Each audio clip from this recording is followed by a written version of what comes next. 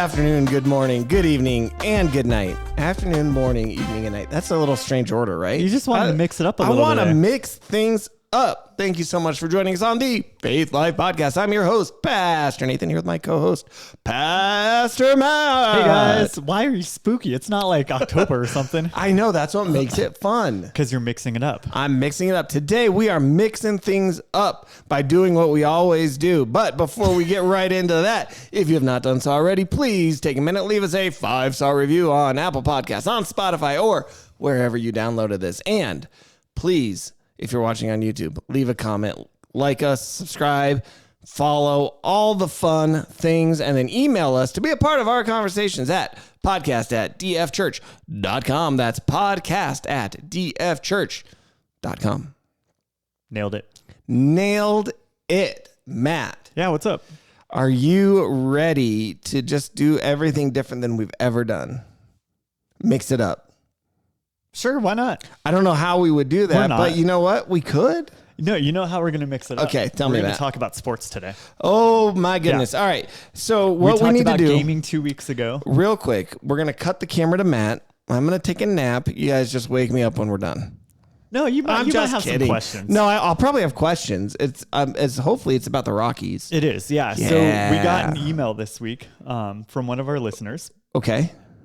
This listener knows that probably you don't like sports at all. Yeah. And that I do like sports and pay attention and follow them a little bit. And so this listener said, Matt, Bud Black was fired.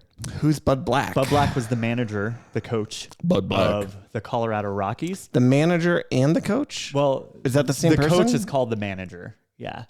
Like the head coach is the manager. Okay. Is that on all sports or just baseball? No, baseball. Okay, because that's what I was going to say. I thought that like in football, is the manager the coach? The general manager. And there's a general manager who's different than the manager in baseball too. Anyway, the main coach was fired. So this emailer says, Bud Black. Does that mean the Rockies will be better, or will they have to change owners for them to really improve? So this gets into some deeper issues with the Rockies. They lost by like 21 points or something the other day. They were playing the San Diego Even Padres. I saw that. In the 6th inning. Yeah. So 2/3 of the game, they were losing 20-0. They're really bad, aren't they? They're awful. But people keep going. So buying the merch, going to the games. There's several issues we have here. Okay.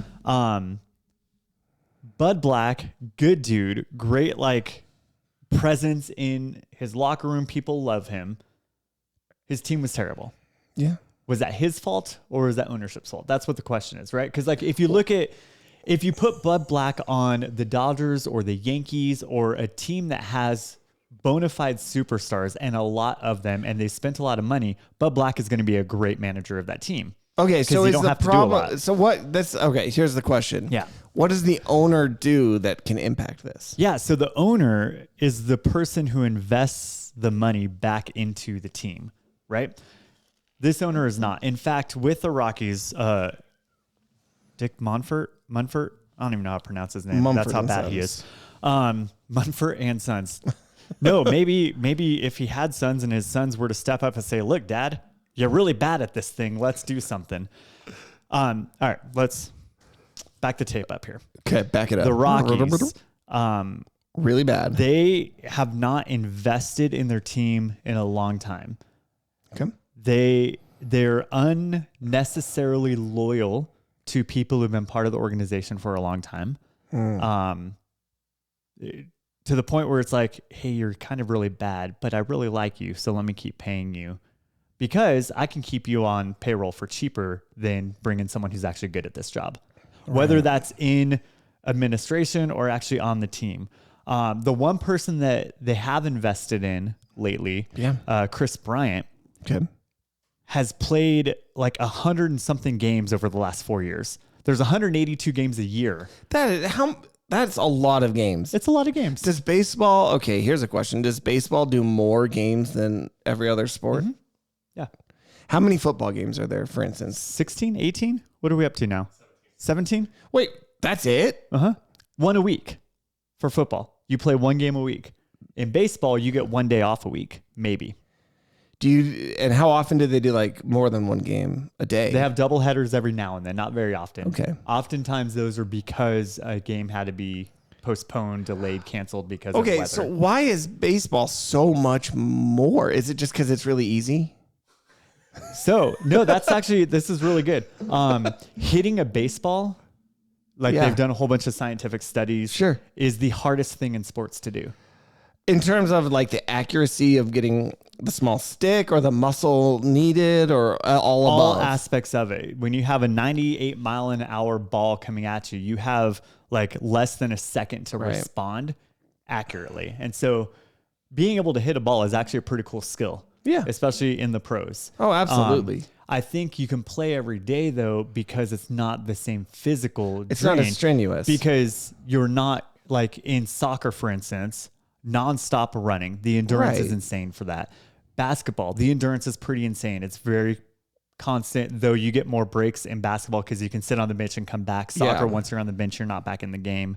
Football, you're playing only one side typically. Right. But that is physically you're getting beat up a lot more. Hockey, you're kind of nonstop. Same thing, nonstop. And so those ones have the physical like beating that your body takes more so than baseball would.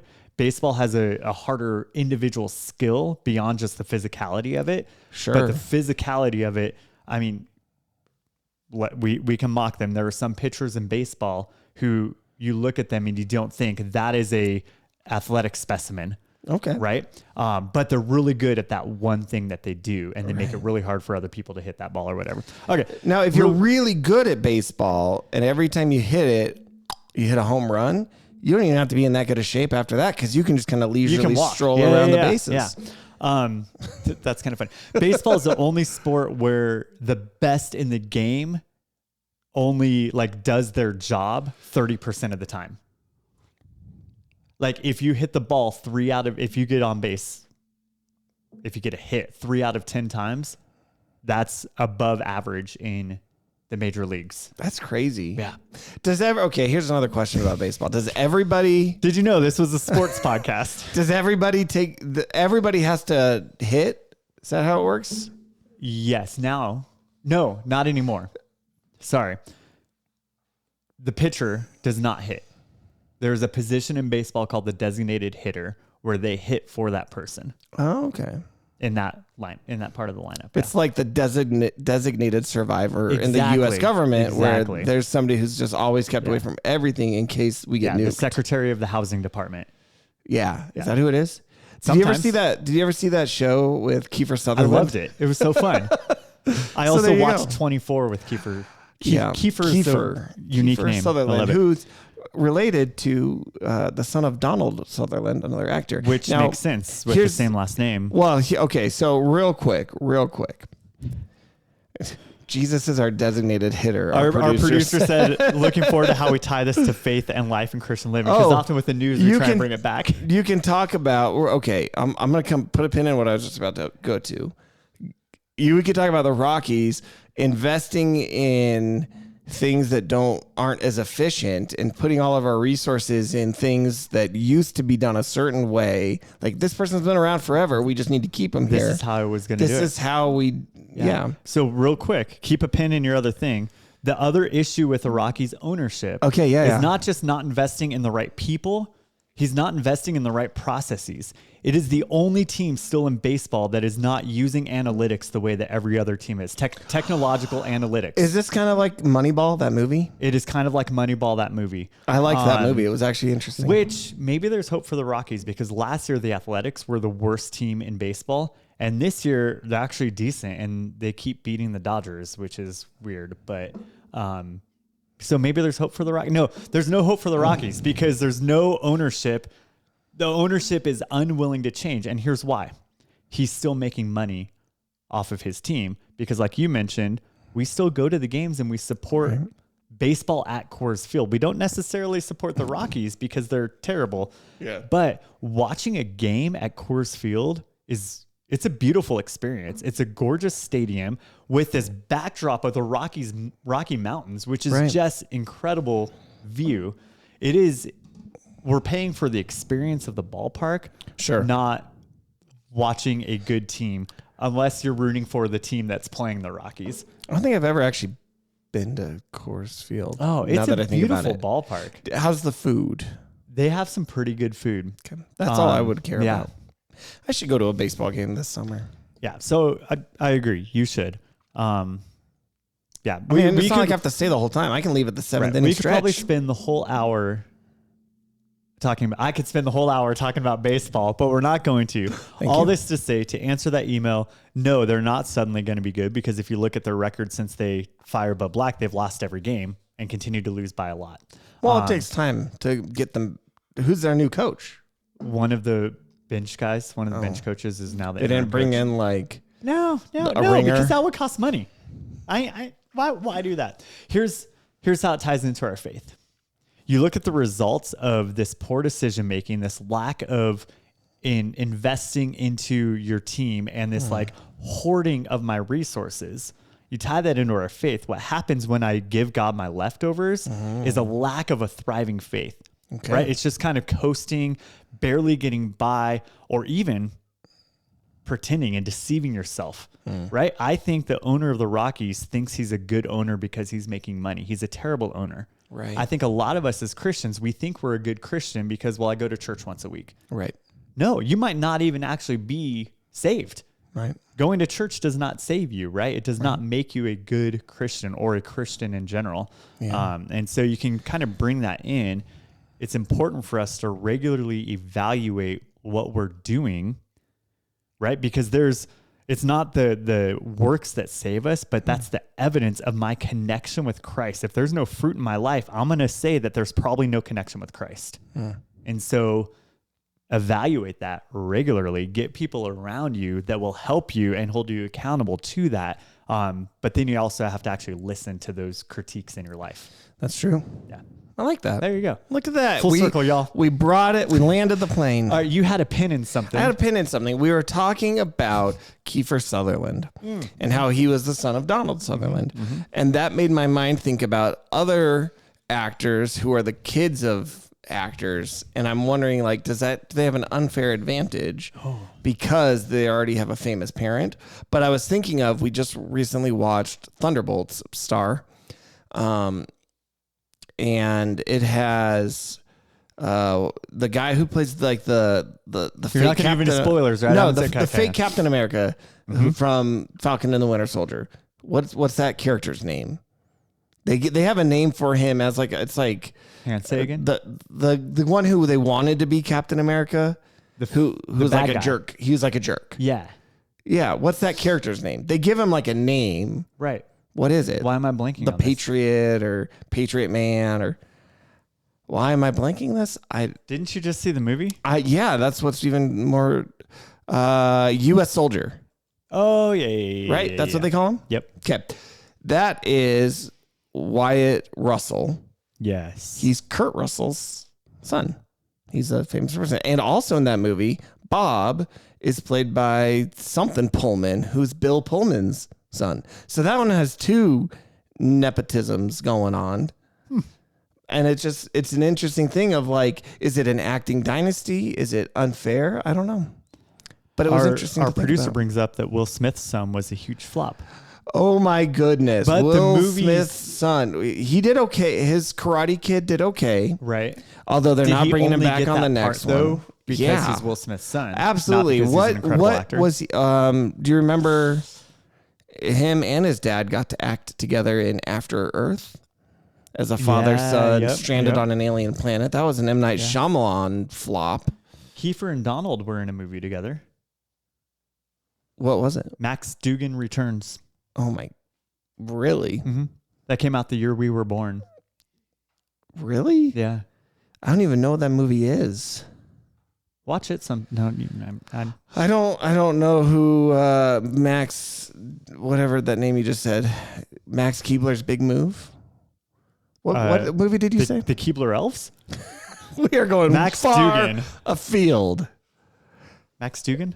Who's Max Dugan? Dugan? Dugan. How did we get here?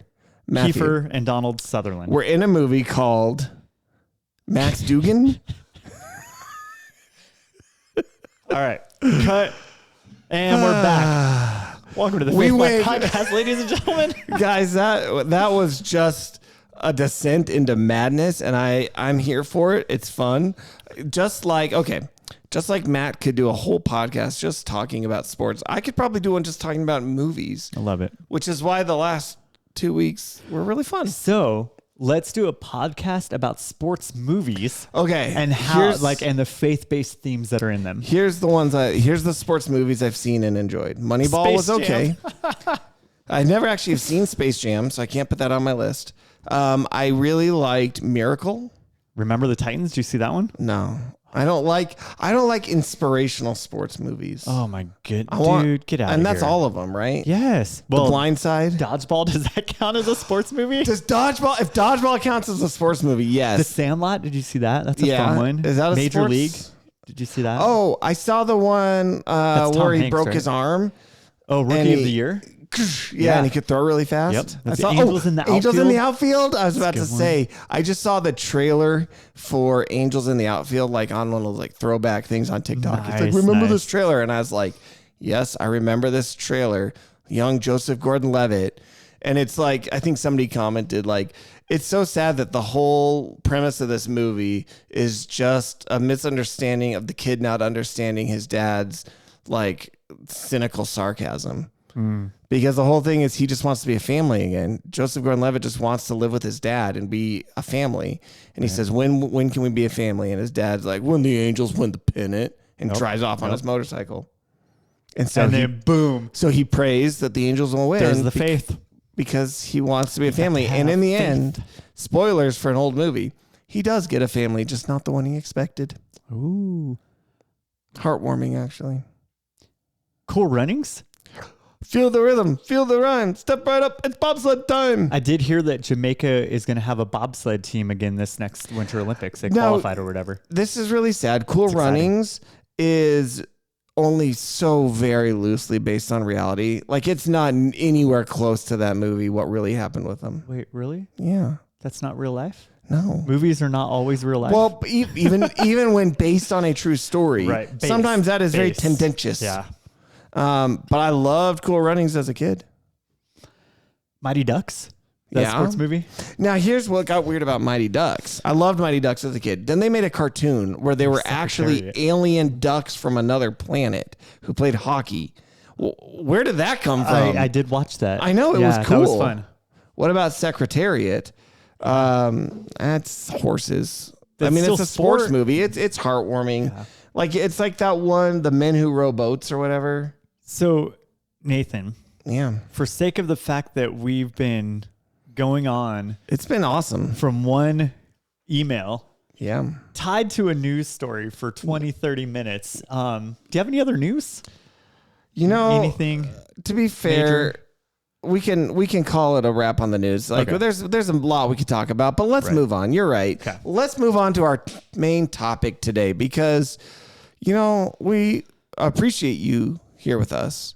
We appreciate you spending your time with us, and we don't want to waste that time. I do listen to a podcast where they just do that kind of nonsense descending, and sometimes they get so far afield, usually for the first hour of this 4-hour podcast that I listen to. I think it's fun, but you got to be in the right kind of place to listen to that. And we are not a 4-hour podcast. No, I don't have the attention span for that. Should we? Okay, here's a question before I get into our main topic. Okay.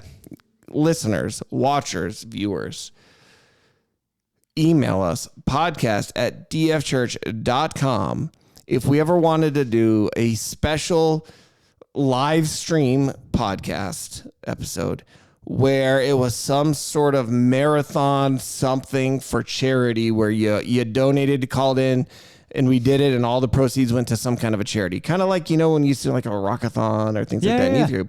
We do a podcast-a-thon where we're trying to raise money for X charity. 24 hours straight. Yeah, like a 24-hour straight podcast. Would you be interested in that?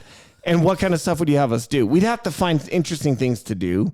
Like, it wouldn't just be us talking. Like, there'd be times where we'd put on, like, you put live react to a trailer or play a Left Behind game and see how far you can get again. Remember when stuff I did like that? Yeah, or spiritual warfare. We do funny things, and you could donate to and if we hit certain goals, we would like shave Matt's head or something. I'm already pretty close to that anyway. Eyebrows. No, thank you. We'd have to, if we raise $20,000, we'll shave your eyebrows. Oh, I mean, no, don't shave my hair, please. So, if you were interested in that, email us podcast@dfchurch.com or leave a comment on this video.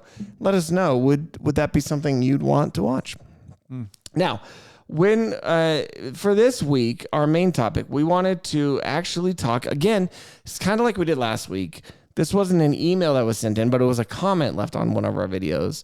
And I wanted to kind of dig in a little bit, talk through some of what came up, and go from there. So we had posted a clip from this podcast where you had talked about that one of the benefits of watching some of these different media expressions show the emptiness of life without God, right? When we can watch The Sopranos or something that we talked about, that we actually can see what it looks like to not have God and the emptiness that leads to.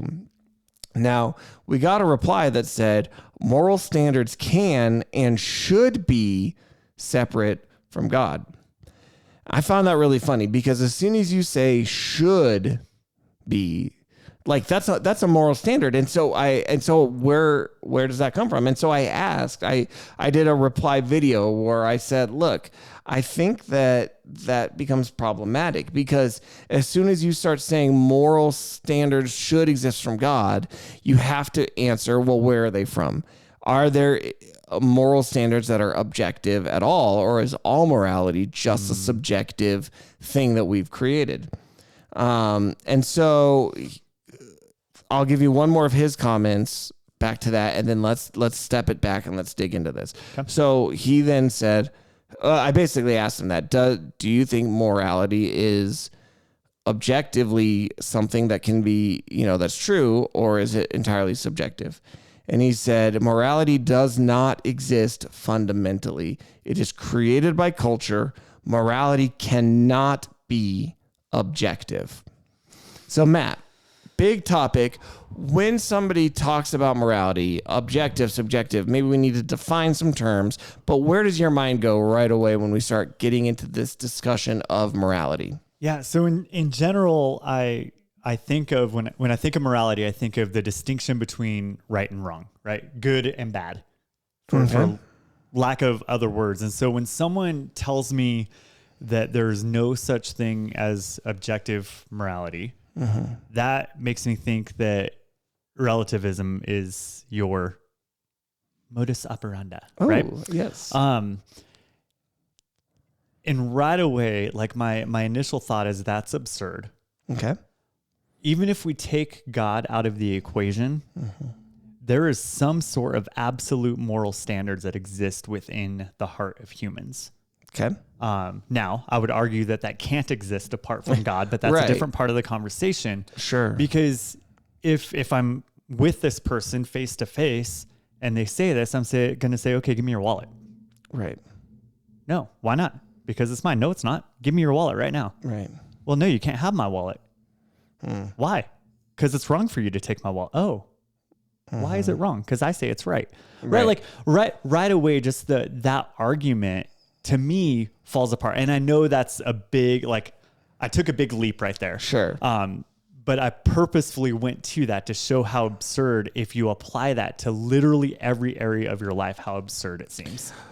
Right. I think we run into an issue because nobody can actually live a life consistent with that framework. Everybody lives as if morality is objective. The other thing, though, and I think it's going to be important when we talk about defining our terms here, is that it's really important to, and this is going to sound very wordy, and maybe some people might be like, well, that's word salad. But no, words have meanings, and it's important to define things. And these are the terms that we use. So I'm going to throw two things out there: moral ontology versus moral epistemology. Like I said, sounds like what am I talking about? But what I mean by this is it's very, very, very important to make sure we understand what we're talking about when we talk about morality. For instance, so often when we say what you just said, which is you can't have morals existing without God. Mm-hmm. I would agree with that. Oftentimes I will hear somebody who's an atheist or an agnostic say, I live a very good life and I don't have God. I know I don't murder people and I don't need God to know that I don't murder people. These are different topics. And so what I mean by that is when we say moral ontology, we are talking, does morality exist? Is there an actual thing called morality, objectively true, object dependent, outside of ourselves? Or is morality something that we as a species have just made up to make our lives better, and it can be determined through culture or personal preference or evolutionary processes or things like that? But it's not, the idea is it like gravity? Is it something that actually exists, or is it like preference? I like chocolate ice cream, you like vanilla ice cream. Right. Those things don't exist. That's not a law of the universe that exists. That's ontology. And before we can talk about anything else, that question has to be answered. Because if morality exists objectively outside of us, then you have to figure out where it comes from. If morality is entirely created by us, like this gentleman said, then great, it's whatever you want it to be. So figuring that out is key. After that, you can get into what you would call moral epistemology, which is how do we know what those morals are? So if I say, well, I think it's right to own slaves, this gets into the question of epistemology. How do you know what that right or wrong is? But until you've answered the question of does morality even exist, you can't even really talk about how we know what that morality is. Right. And our producer asked the question to define ethics versus morality, essentially, which the way I've always heard it, and I know this might go slightly against, no, it still works with my absurd situation. Okay. Morality is internal. It's those personal values. Like that's the way, like typically it's defined in culture. What I believe is right or wrong. Ethics is external. There's some sort of like greater good out there, right? I am the greater good. Every time I hear greater good, that's what I go to. It's this set of rules, behaviors, principles that guide in specific contexts, right? So there's ethical codes that are followed in medicine, in law, etc. External, defined for you outside of your own personal preferences. Okay. Morality would more be what I believe is right or wrong. So I think it's okay for me. So I would say, because he said what I'm saying is ethics for it's taking your wallet. I think it's morals because I believe it's okay for me to steal your wallet. You say it's not okay for, we have different moral values there. But so the question that this guy's bringing up is that there isn't some sort of external definition of morality, right? Is that what he's going after? Is that there's no external when he says moral, it's created by culture, it cannot be objective. And you're exactly it. At that point, it is entirely, if it's entirely subjective, if it's entirely created by culture, then we are in no position to ever call out another culture as right or wrong. Because morality will just be what culture defines it to be. When slavery was culturally accepted in our country, that was fine.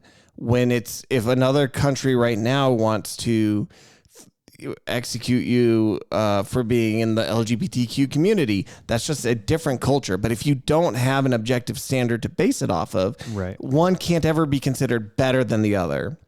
So in your scenario, you can have the moral standard that I think I can steal your wallet. He can have the moral standard that says, no, I don't think you can steal my wallet. And neither one of those is better than the other. And so then what does it come down to? It just comes down to who has the power, right? At that point, it's, well, then if I can take your wallet and I want to, then I will. Right.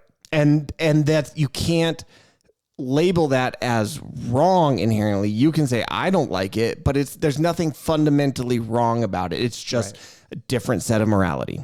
Right. So in the Christian world, believing that there is a supreme being, we call him God, who created everything, including humans and our standards that exist. A little example would be morality then would say that human life is valuable because people are made in the image of God. That's the moral standard there. Ethics then defines like how we would allocate resources to protect that life. Sure. Right. Yep. And so there's a morals versus ethics kind of a simple example separation.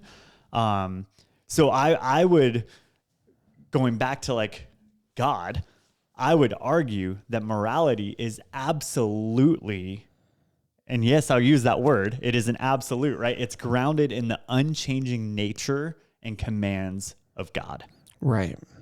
So there is a definition out there. And I think some people started arguing in the comment section with that other guy, which is kind of cool to see, like, because we could just step back and I love that. Yep. let internet do its thing for a minute. Oh yeah, it's great. Surprise, surprise. People arguing on the internet. Surprise, What? surprise. Right. So in responding to that question of moral standards I guess it wasn't a question, it was a comment, can and should be separate from God. I'm looking at the comment. That's right. What this person said the first time. I would ask the question then, where do they come from?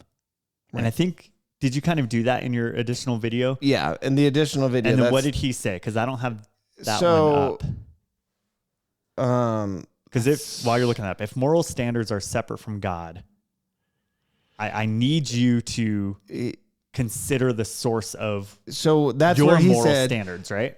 Morality does not exist fundamentally. It is created by culture. And so that's where his answer is. Okay. His answer, or she, I guess I don't know the gender of this person. Right. This person said it is created by culture. So they believe that morality is entirely dependent on what culture says is right. So then there's actually no authority for morality. Correct.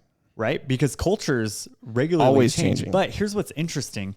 You can look throughout pretty much all of history and you can find some pretty consistent moral standards throughout every subculture that has existed. Now, are there extremes? Absolutely. Sure. But the rest of the world will look at that extreme and say that is wrong. Right. Right. And I think we've talked about this. I don't know, maybe it's been in youth group, but we've talked about the idea of, is it wrong to torture babies for fun? Right. Objectively, no matter who you are, what the circumstances, is this wrong? And 99.9% of the world's population would say yes. Right. The 0.1, we would say they're mentally unstable. There are severe issues. You're literally insane. Right. Now, and so to take it back, nobody actually lives this out. Everybody lives as if objective morality exists, because you could say it is created by culture, but you can't practice that. I don't know anybody who can actually say with confidence, yep, you're right. It is morally just, there is no better. It's not better or worse to torture infants for fun than it is to help homeless people. Right? If morality is entirely created by culture, there's no better or worse morality. There just is different morality. Yeah. And so he responded, God gives you no solid ground either. Someone saying God told me slavery is bad becomes just as valid as saying God told me to murder children. What do you think? But he was saying that God doesn't help us. This person, yeah, that was what the person said. He said God doesn't help you because it just passes it to, well, God said this was right and God said this was right. And so he's getting again into that epistemological take. Right. How do you know what right and wrong is? God doesn't give you an answer, because you could say God told me to murder children. Does that make it right? I could say anything I want. And so this kind of goes in. I'll give you one more. Okay. The idea that God can hold objective truth is inherently flawed because God is an inherently subjective experience. See, and so that's where we get into the deeper issues that this person has. Correct. And that's why I wanted to get to that point. It's not a lack of belief in morality. It's a lack of belief in God. Okay. I think when you say, I thought this phrase was kind of funny because it feels redundant. When you say something is an experience, by definition, it's subjective. because experience is me. Gravity is an inherently subjective experience because I experience it. Well, my experience of gravity might be subjective. The reality of it is objective. And so to answer this guy's question, God is not an inherently subjective experience any more than anything that's an experience is subjective. So the question we need to get to is, does God exist? Yes or no, regardless of my experience. Right. And it's interesting. I've seen a lot of arguments. I think the McDowells, both Sean and Josh, use objective morality as an argument for the existence of God. Yeah, and William Lane Craig does also. And William Lane Craig does. It's really interesting then to encounter someone like this. Now, obviously, going back and forth in the comment section on a TikTok video, I personally have never seen anyone change their mind. Right. Which is why I kind of stopped responding at that point. But I wanted to talk about it. And again, maybe we'll post this. Maybe he'll be able to see it, he or she, and then we'll be able to think through some of these things. But yeah, now obviously as a Bible believing Christian, I'm going to go to Romans 2:15 that says God's law is written on the heart of every human. Okay. Right. So that's kind of a big,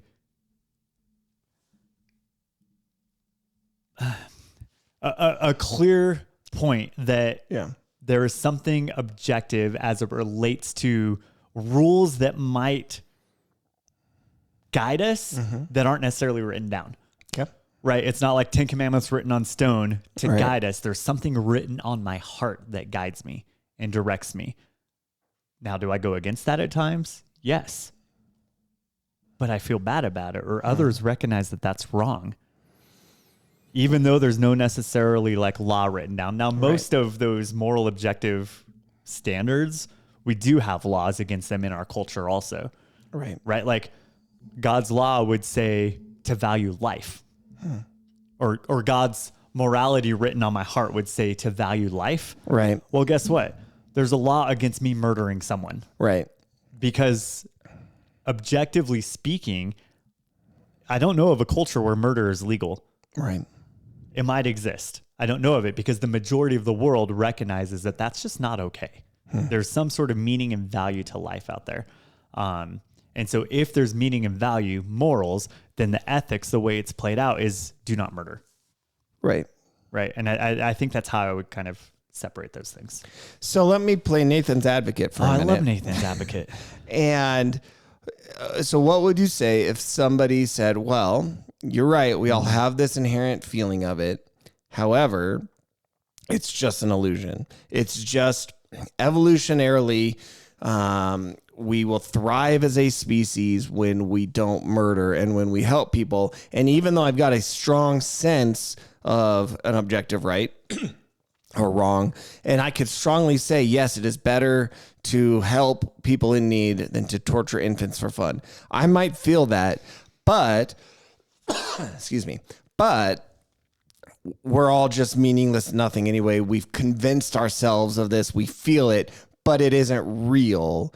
And so I reject it. What do you say to somebody if that's, and they can say, and so consistently, I can't live that because hardwired into my DNA is this sense of it.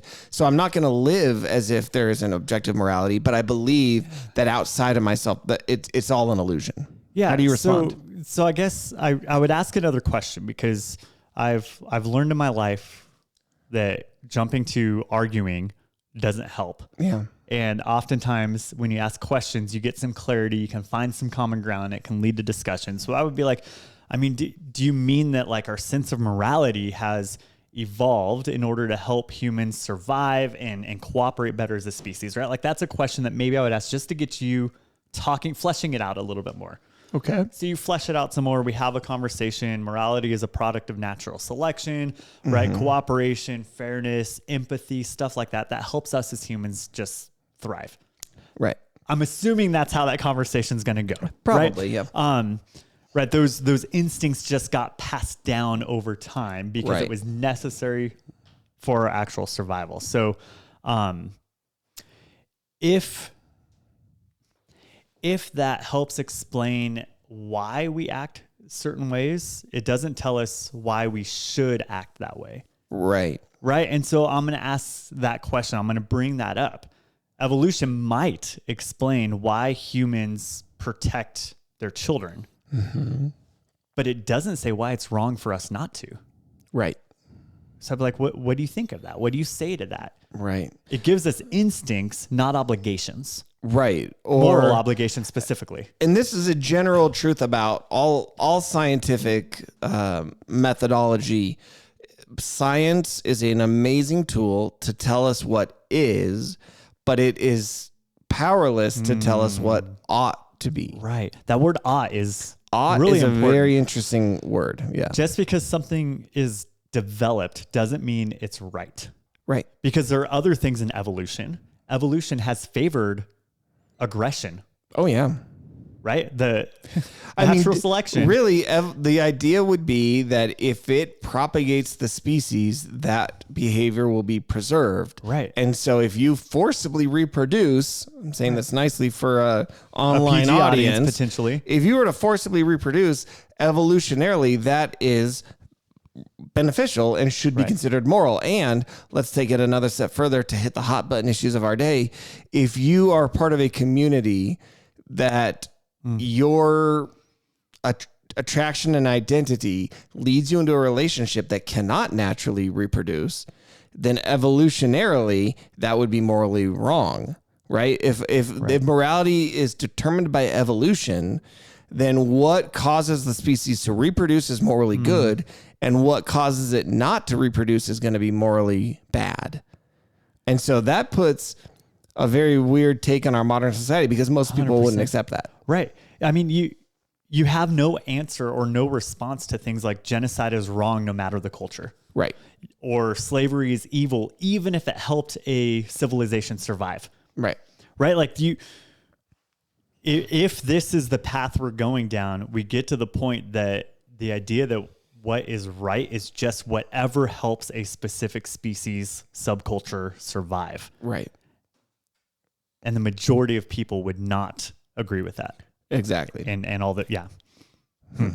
Yeah. I think deep down, most people do believe in real objective moral values. They just don't want to admit it because then you have to ask, where did that come from? Right. And I know there are some atheist philosophers who have tried to propose some objective sources that are non-God, but I've never been convinced, and I've never been able to, because at some point you have to boil everything down to a base level. At some point you have to say, okay, my morality is based off of the idea that human flourishing is a good thing, and then I can build everything from there. But you don't have a way to justify why is human flourishing a good thing. It's just you have to kind of take it as a fact, or take any other like ethical theory, utilitarianism. It says you want to maximize the greatest happiness to the greatest number of people.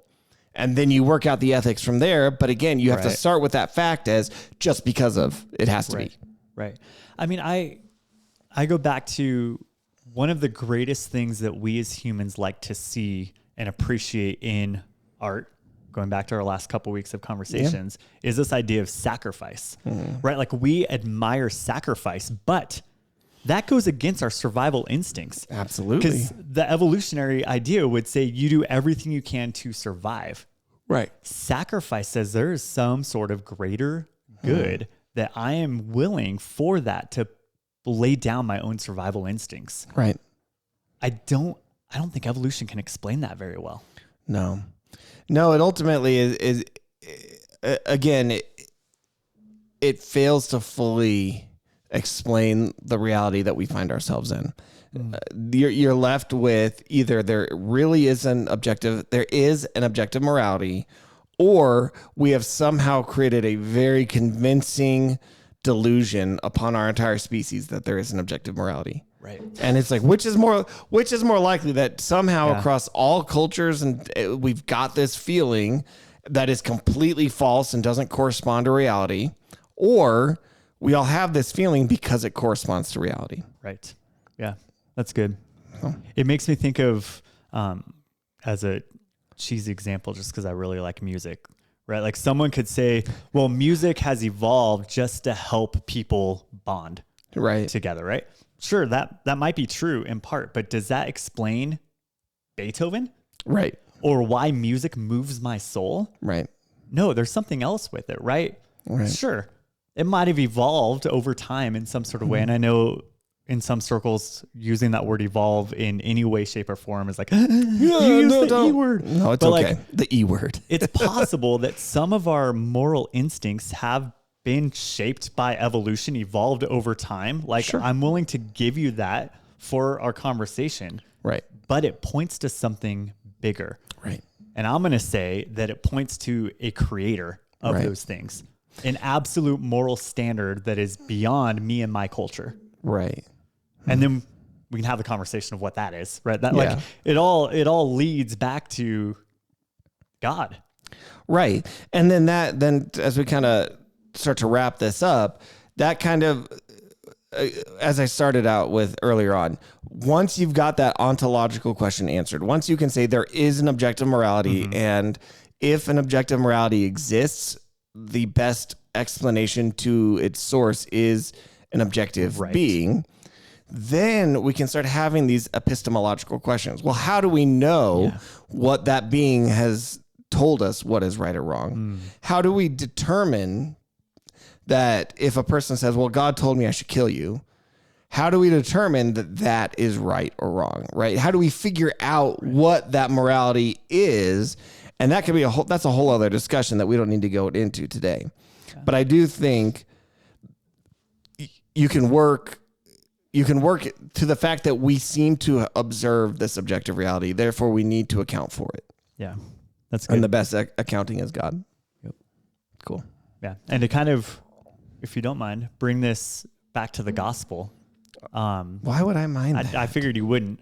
It's a weird question. I want to remind people that living out this morality perfectly is not what saves you, right? Romans 3:20, by the works of law, no human being will be justified in his sight, right? So that law that's written on my heart from Romans 2:15 is not what saves me. Right. Ephesians 2 reminds us, for it is by grace you've been saved through faith, Right. not of yourselves, Right. not by works so that you can't boast.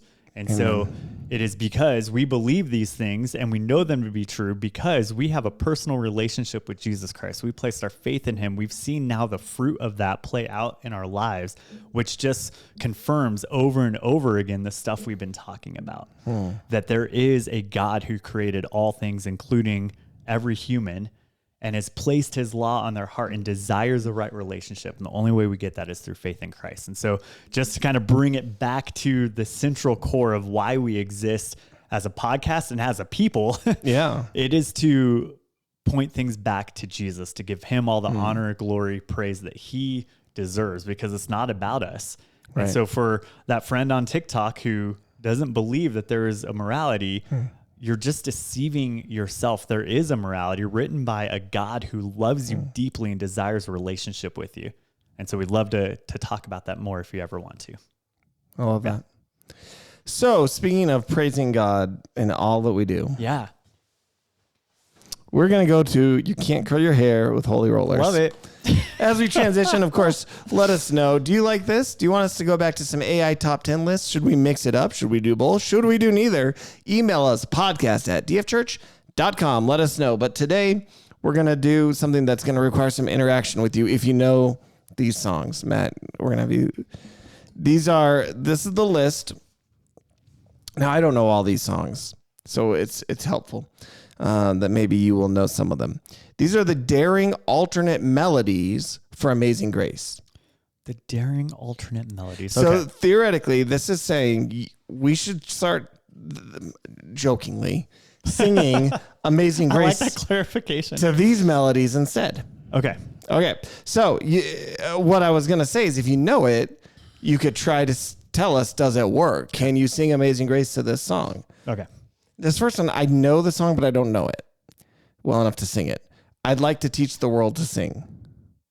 Do you know that song? Can you sing Amazing Grace to it? I don't know. I can't. Are you looking it up? Okay. I mean, I might as well like listen to. You might as well let us know if you think, well, some of these I definitely know we can do. Some of these, it does not fit very well at all.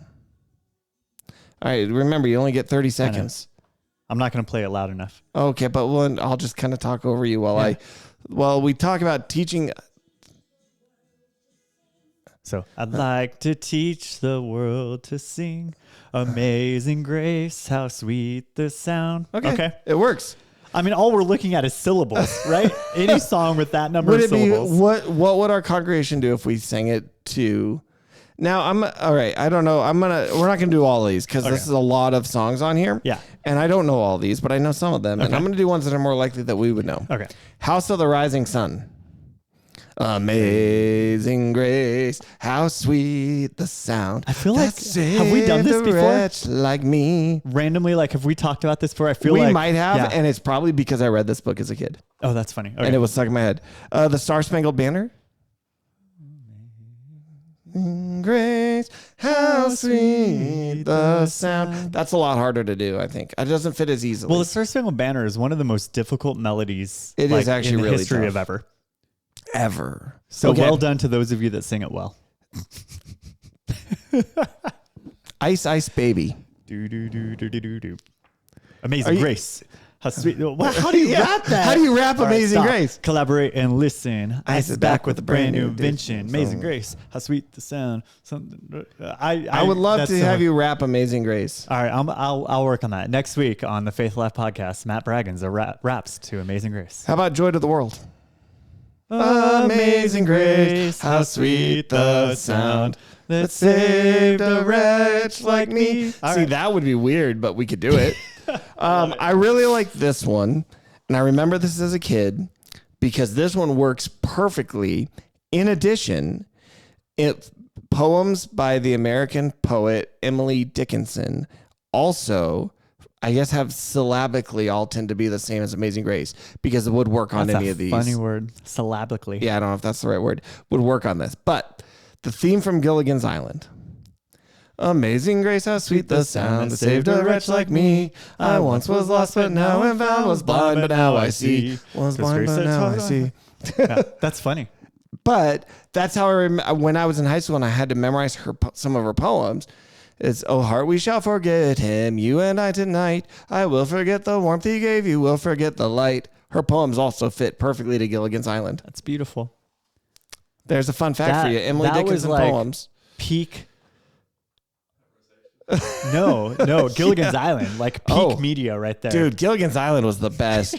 Did you ever watch it? I used to watch Gilligan's Island every single morning while I ate breakfast. I'd get up at 5 a.m. just because I liked to. Yeah, you're special. And they would be on. I'd watch 2 episodes of it every day, and it was awesome. I did not watch it every day, but I'm sure that throughout my life I've seen all the episodes. The amount of stuff they invented to do, but they could never fix the boat to get off the island. There was an episode where they got sent to another island where somebody like switched their heads around, so they all talked with each other's voices, but they couldn't get off the island. They couldn't patch a hole in a boat. Theme from the Brady Bunch. Brady Bunch. Amazing Grace, how sweet the sound. Oh yeah.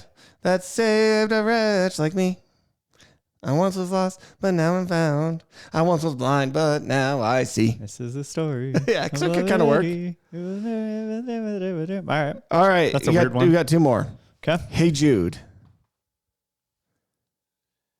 Hey Jude. Yeah, Don't think about close your eyes.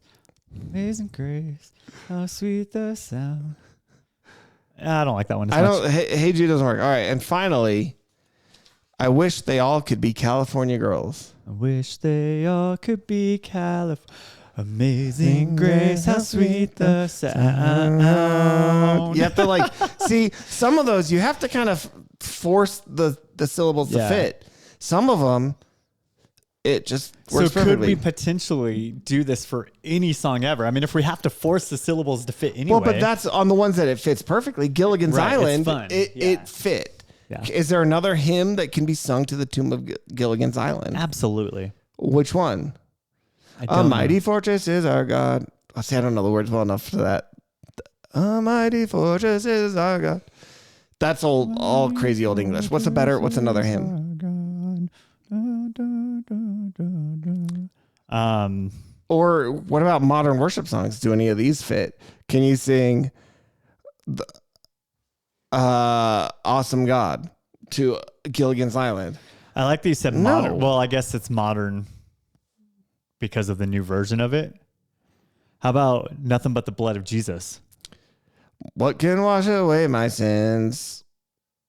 Nothing but the blood of Jesus. See, it doesn't. It doesn't. You have to force it. All right. So there's something special about Amazing Grace and Emily Dickinson poems. Something about their rhythm specifically that fits those songs that is not common to all music. Okay. That's what I'll leave you with. There you go, folks. That is all the time we have for today, but please don't forget, email us podcast@dfchurch.com. And if you missed our interview 2 weeks back with Andrew Clavin, highly recommend you go back and watch it. Fascinating discussion. One of my favorite interviews we've done in a very long time. You won't want to miss that. And with that, we will see you next week. Bye, guys.